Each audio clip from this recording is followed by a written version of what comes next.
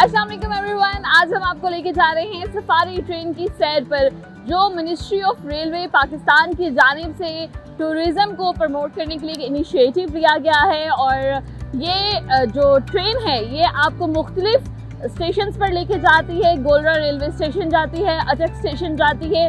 बहुत बेहतरीन फैसिलिटीज़ हैं, AC पार्लर्स, और पूरी ट्रेन में आपको जो है वो AC की सर्विस अवेलेबल है। ब्रेकफास्ट दिया जाता है, लंच दिया जाता है, ढोल की थाप पर आपका वेलकम किया जाता है, आपको डिफरेंट म्यूजियम्स दिखाए जाते हैं। तो आइए चलते हैं और इस ट्रेन की सैर करते हैं और देखते हैं कि ये ट्रेन हमें किन किन स्टेशंस पर जो है वो लेकर जाएगी।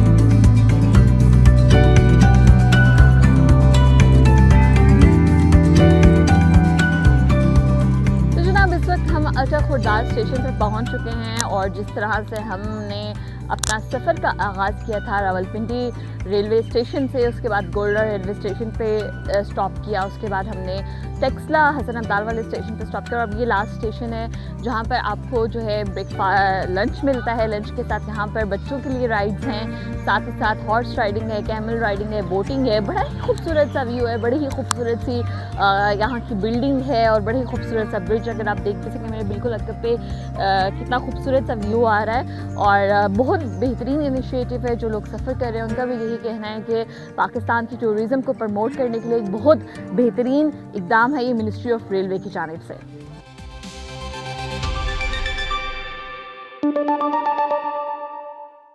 US and Iran just signed an interim deal, but can they actually trust each other?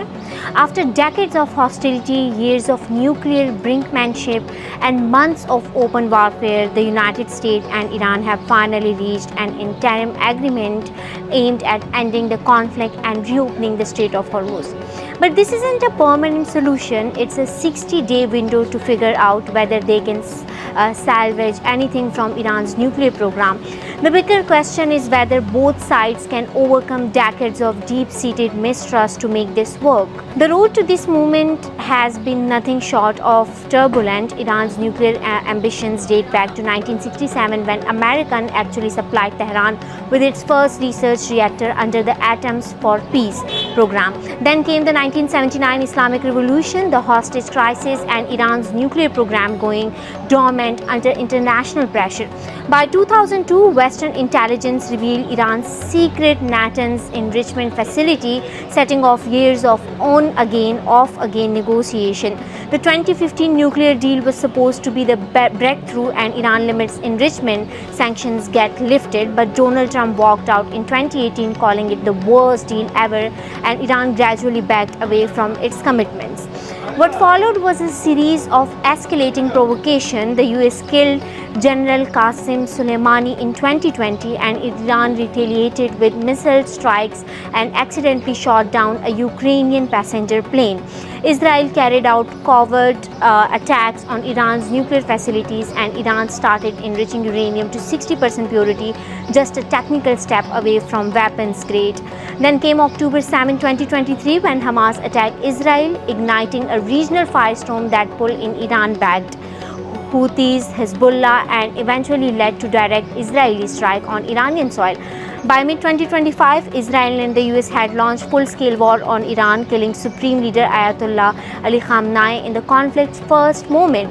The situation spiraled further, and massive protests erupted across Iran in late 2025 after the currency crash, with security forces killing thousands, and Iran temporarily closed the Strait of Hormuz, threatening global oil supply. The US assembled its largest fleet in the region in decades. Then came another war, another ceasefire, and eventually talks that led to this interim deal. So here we are right now with the 60-day clock ticking.